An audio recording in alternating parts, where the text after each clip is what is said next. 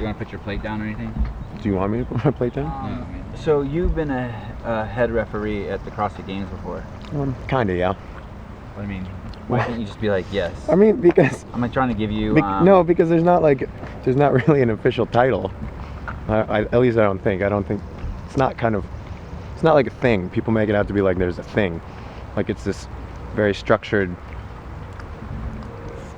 system that's had. Oh, there's Dave. Ask him.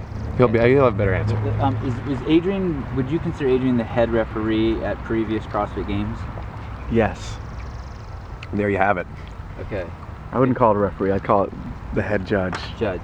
I like that better. Yeah. Okay. So will you be the head judge in the 2011 Games? I will be the head judge until Dave Casher doesn't want me around anymore. So there was a lot of controversy around all sporting events regarding the judging. So let me give you, and there's a lot of judging to be done. So let's say like the 400 workout. Hold on, let me ask you something. Oh, Here we go. Yeah, I know, you don't ask anything, you start telling me. Let me ask you something. Why don't you ask him to explain why we took this step out of the thruster and see if it's in line? You just spit on me. I'm excited. Why don't you ask him to explain why we took this step out of the thruster? Did you consult him about that? We've never talked about it. I think it's ridiculous that the thruster, you have to keep your foot position in one place. How do you feel about that? I've got mixed feelings because I think that there's definitely some lifts that people would have made and the foot wasn't really helping them or any advantage. But I do see that if you can move the feet, it introduces a whole line of like a split thruster or like some sort of redip or some weird thing that you can still get away with without rebending. He said it, redip. And so I think it minimized that, but at the same token, I mean, like any rule, there's going to be implementations of that rule that are legit and carry out what it was meant to do, and there's going to be, unfortunately, people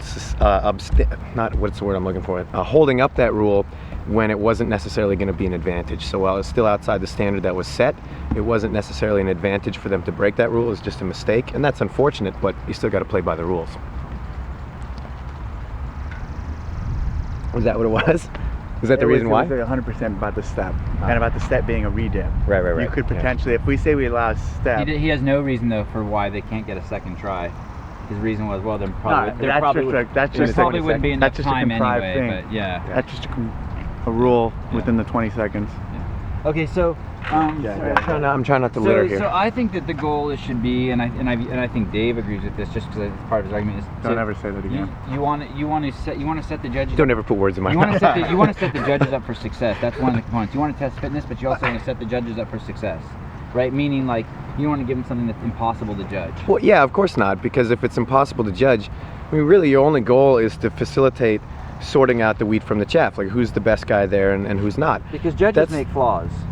They do, but... So if you have to judge 400 movements... Dude, you ask and you tell him, right? I haven't even been able to ask a question. That's why I just take the interviews over now. So the judging, the judging is to make sure that to, as best as humanly possible, to try to facilitate finding the best person that's there on that day. That's what it is. And so, yeah, there's definitely an element to not making it so convoluted that it's a tough job to do, more so than it has to be. But at the same token, there's got to be a high standard for a high level of competition. I think there's a fine line there, and you know, we're never going to have an idiot-proof judging system, because what we're doing is not idiot-proof. You know, there's mistakes made in the NFL. Exactly. There's mistakes made in NCAA Division I football, and there's just mistakes made. I totally agree with you. I totally agree with you. There's tons of mistakes being made by judges in all the sports, and anyone who wants to talk about that, we've transcended that. We're beyond that. What I want to talk about is one thing though.